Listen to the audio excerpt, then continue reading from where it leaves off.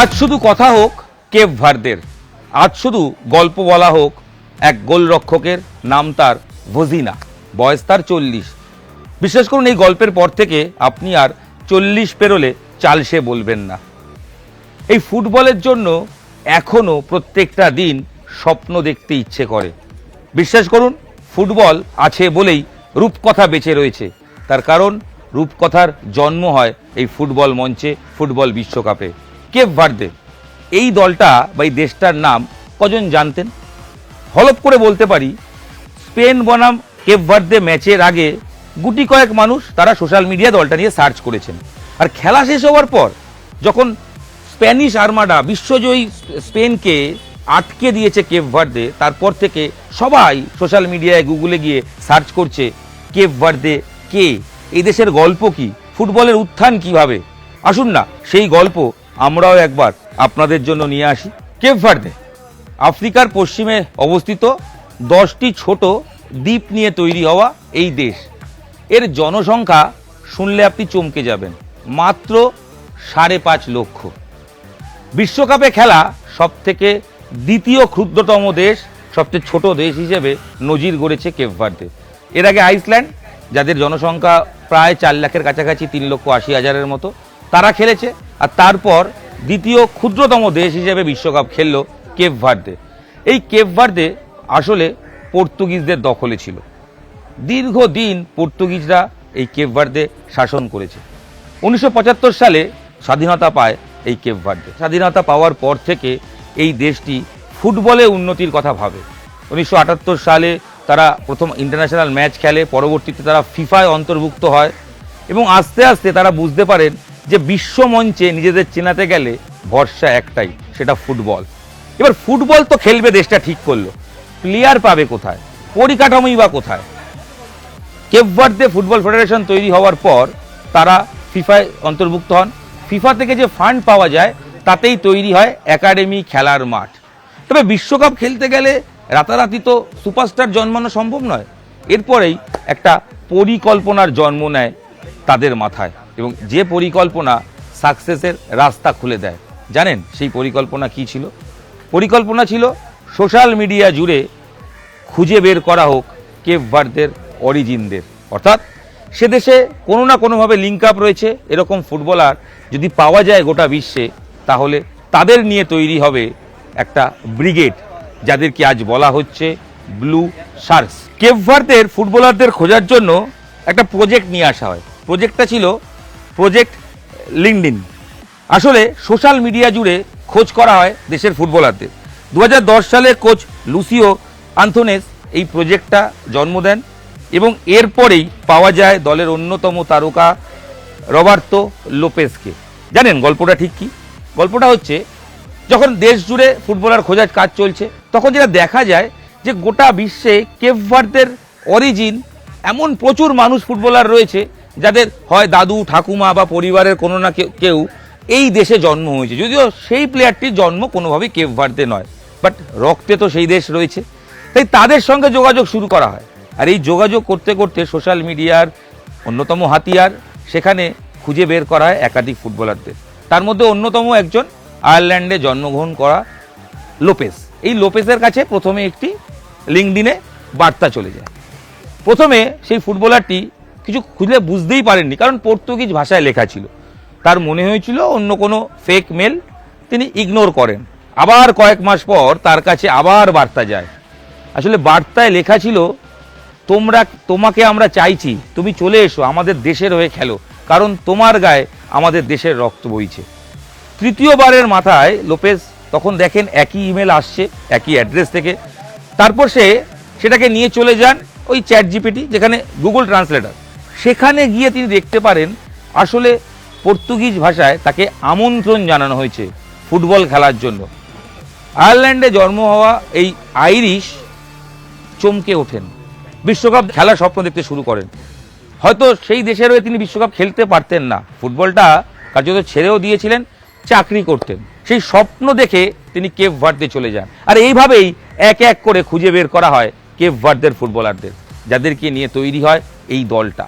আর এই দলটায় একাধিক প্লেয়ার, যারা হয় পর্তুগাল, নালে নেদারল্যান্ডস, নালে সৌদি আরব, কোথাও না কোথাও খেলেছেন বা কোথাও না কোথাও তারা জন্মসূত্রে সেই দেশের, তবে অরিজিন কেপ ভার্দের, তাই তাদেরকে নিয়ে এসে তৈরি হয় কেপ ভার্দে।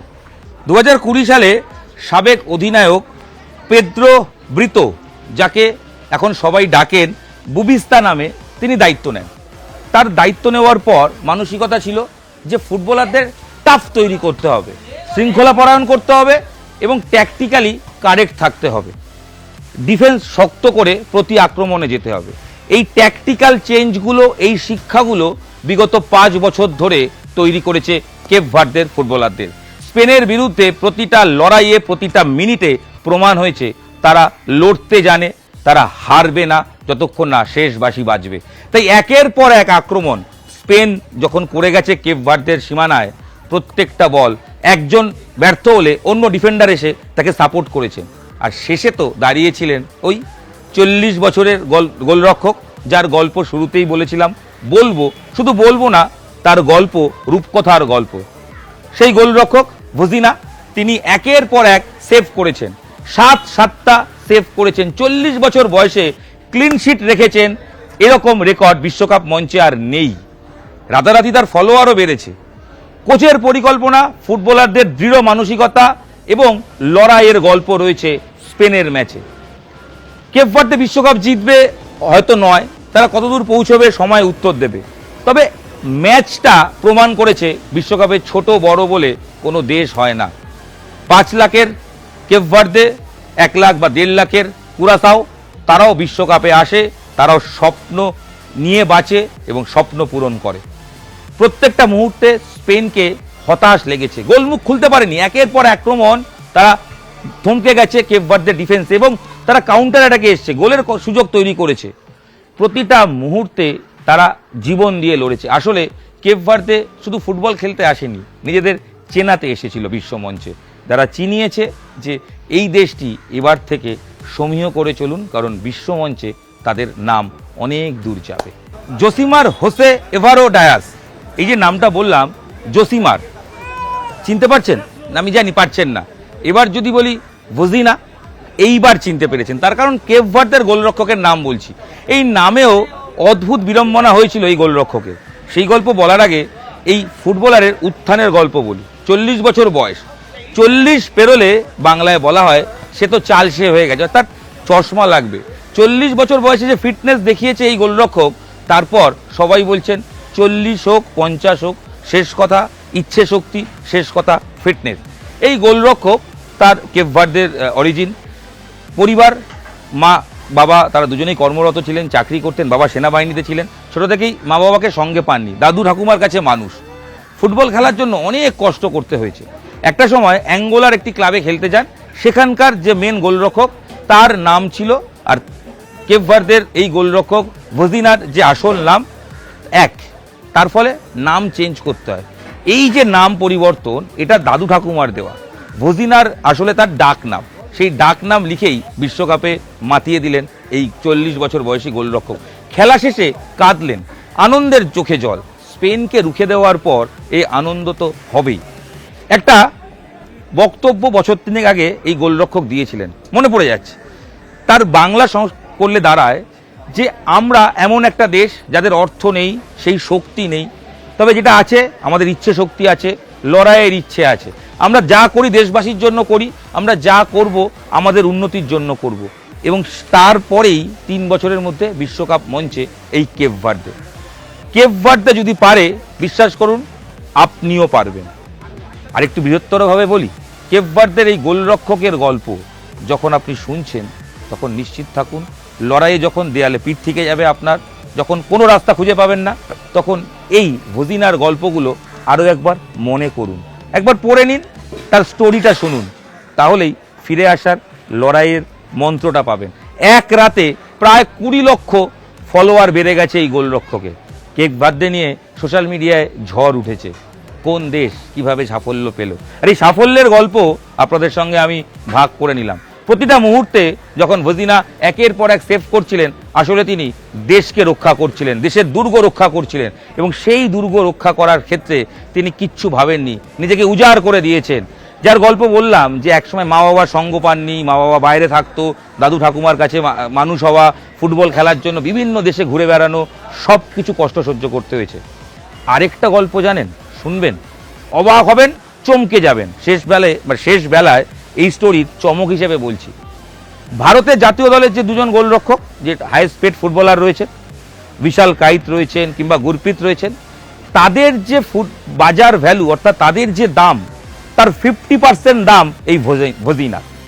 অর্থাৎ ভারতীয় মুদ্রায় 40-50 লাখ টাকার বেশি পান না। বর্তমানে পর্তুগালের সেকেন্ড ডিভিশনে একটি ক্লাবে খেলেন সে। ভাবুন বাবা, প্র্যাকটিস করুন, তার কারণ ইচ্ছে থাকলে উপায় হয়, অর্থ সব কিছু নয়। ভারত কবে খেলবে এই প্রশ্নটা রেখে এই ভিডিও এখানে শেষ করছি। দেখা হচ্ছে পরবর্তী ভিডিওয়ে। নিউজ 18 বাংলা ডিজিটালে আপনাদের সঙ্গে আমি ইরন ছিলাম। কেপ ভার্দে আপনার আমার লড়াইয়ের গল্প হোক, এটা বলেই শেষ।